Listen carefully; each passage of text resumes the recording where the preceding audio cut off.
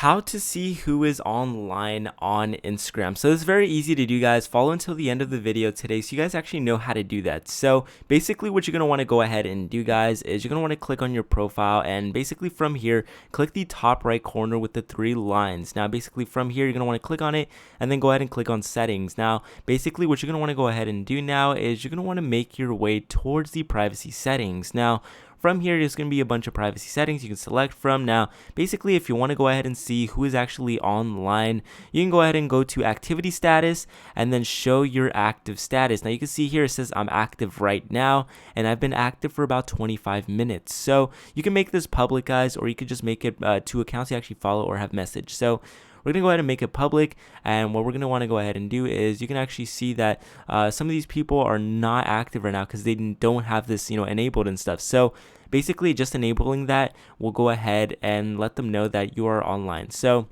it's very easy to do, guys, very simple. And with that being said, hopefully you found this information helpful, and if you haven't already, leave a like on the video, guys, subscribe to the channel, and with that being said, I'll go ahead and see you guys for the next video.